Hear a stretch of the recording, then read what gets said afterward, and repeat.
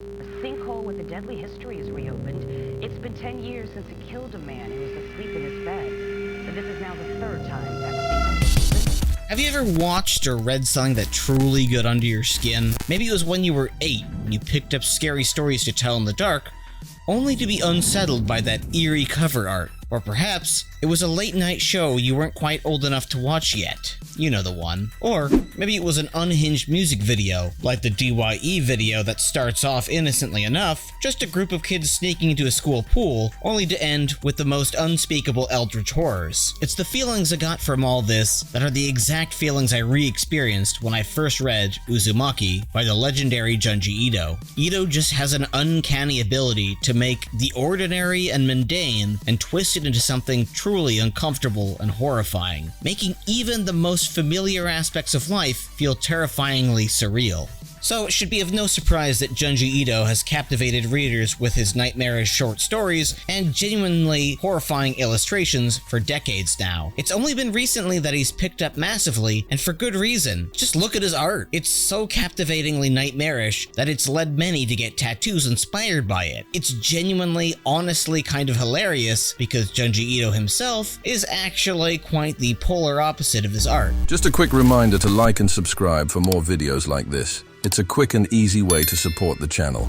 Similar to the way in which Miyazaki isn't as cheerful as his art direction would lead you to believe. Junji Ito is a sweet cinnamon bun and has candidly showcased this in many videos online promoting his works. Hell, just recently, Sanrio, or as the less cultured would say, Hello Kitty, actually did a full-on collaboration which you can already imagine thousands of alt girls online with Tomy tattoos applauding. Just to top it off, he wrote a full autobiographical manga about his cats, which I highly recommend if you ever felt these levels of cute aggression. That all being said, the man is a legend among horror mangaka and mangaka in general. And yet, when his work transitioned from static pages of manga to the dynamic realm of anime, fans were skeptical, including yours truly. Could the spooky dooky essence of Ito's horror truly be captured on the screen? Well, for the most part, not really. Most of the stories he's made into anime, as of late, have been pretty painful and lackluster. However, the recent airing of Uzumaki gave me hope. In a single episode, there has been a very clear and deliberate effort to show that it was a labor of love. From removing the inclusion of color, which although much of his covers do include, the stories themselves often lack, which adds to the overall eeriness of the stories. Now, of course, this is something that all manga have, but clearly it has certainly helped in adding an overall uncanny mood to his horrifyingly mundane worlds. Even in the scenes that you wouldn't expect to be animated well, they painstakingly add flourishes of realistic animation to make the characters feel authentic, where a stylistically scratchy and punk visually stylistic show like Chainsaw Man would implement a similar style of realism to its anime's animation, to the chagrin of many of Japan's fans from the Chainsaw Man series, and I would say it debatably robs the show of its otherworldly qualities that were shown in the manga. Here in Uzumaki, it actually strengthens the grounded normalcy of the world before it goes completely insane. Since if there was one thing that was plaguing all of Junji Ito's stories that have been adapted to screen, it's a severe lack of creative flair and intention in framing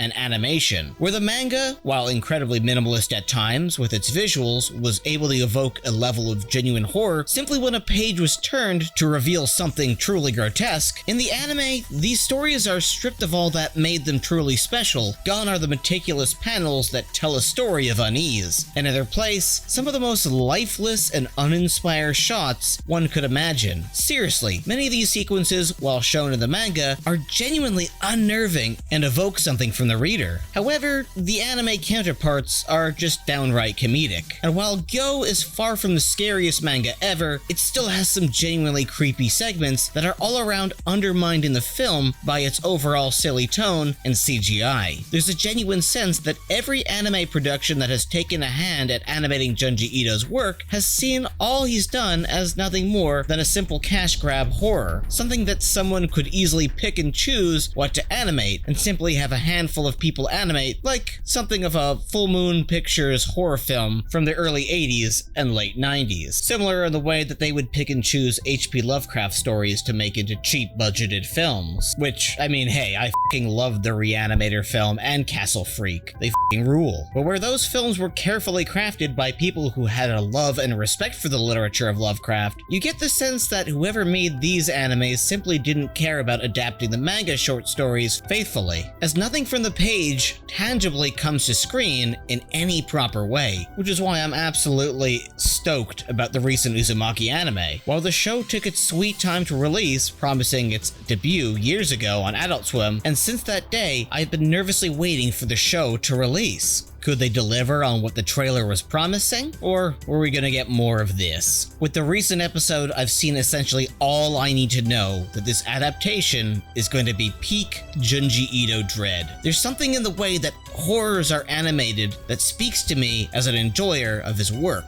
Where much of the previous adaptations felt soulless and lacking in any sense of palpable dread, this adaptation seems to be going all in on it. Where previous anime adaptations seemed to only want to rush to the iconic visuals without much attempt to build them up, the Uzumaki anime takes its time, not too dissimilar to the dread-filled atmosphere in the promotions for the Longlegs film. Importantly, the animation of the reveals when we eventually get to them are genuinely a sight to behold, reminding me of JoJo's Bizarre Adventure's best animated horrific moments, which of course, it was a show that wasn't exactly known for its animation, but what JoJo absolutely got right was adapting its manga's panels faithfully to the screen in a tone that was built up properly. And here, we get exactly what the medium of anime should be striving for when creating a classic like Junji Ito's Uzumaki in an anime. Animation that complements his work and doesn't make it look like a joke. What do you guys think? Am I wrong about the previous animated works of Junji Ito? Do you also think we're about to witness a new era of horror anime? And do you want me to cover more horror-related videos? Let me know below, guys. Thanks for watching.